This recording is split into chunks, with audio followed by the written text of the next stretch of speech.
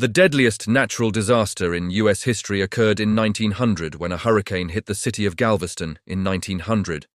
By then, Galveston stood as the largest and most important city in Texas.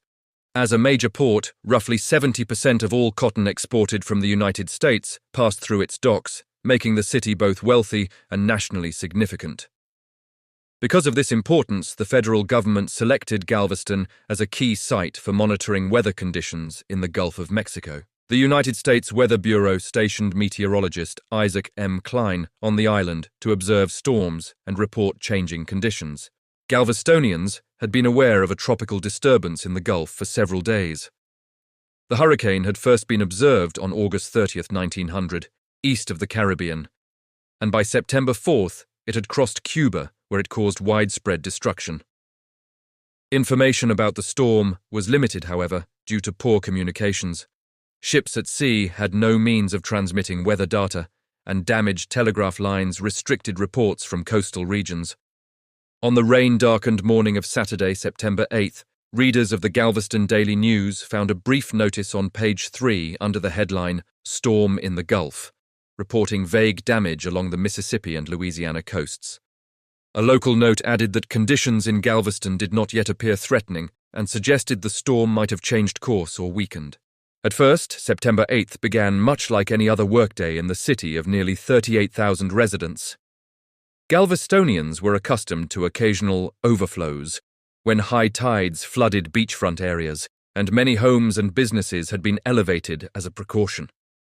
Even as tides crept farther inland, few residents felt an urgent need to evacuate. However, as the day progressed, conditions worsened. Barometric pressure dropped steadily. Winds intensified, waves grew larger, and heavy rain began to fall. Recognizing the danger, Isaac Klein rode through low-lying areas in a horse-drawn cart, urging residents to seek higher ground.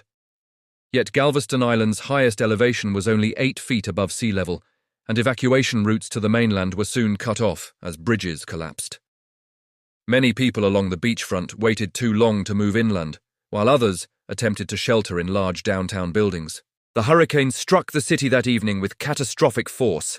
Wind speeds reached sustained averages of over 80 miles per hour before the anemometer was destroyed, with gusts later estimated at more than 120 and possibly as high as 140 miles per hour.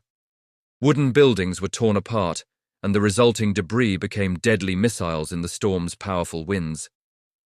Around 6:30 p.m., a massive storm surge swept ashore, rapidly raising water levels by several feet. Soon, much of the island lay submerged under as much as 15 to 17 feet of water. Entire neighborhoods collapsed, killing those trapped inside, while people attempting to flee were struck by flying debris or swept away by floodwaters. By late evening, the storm began to subside, and the waters slowly receded. When dawn broke on September 9th, Galveston was a scene of devastation. Roughly 2/3 of the city had been destroyed, including thousands of homes. The death toll will never be known with certainty, but estimates range from 6,000 to 8,000 people on the island, making the Galveston Hurricane the deadliest natural disaster in American history. Many victims were never recovered, having been buried beneath collapsed buildings or carried out to sea. The city's population fell from about 38,000 before the storm to roughly 30,000 afterward. The hurricane severed Galveston's connections to the mainland, leaving the outside world unaware of the scale of the disaster for days. When reports finally emerged, many found them difficult to believe. Recovery began immediately, and one of the first challenges was dealing with the overwhelming number of bodies. Traditional burials proved impractical, and many victims were buried at sea. Out of the destruction emerged one of the most ambitious urban rebuilding efforts in American history. Galveston adopted a commission form of city government to manage reconstruction more efficiently.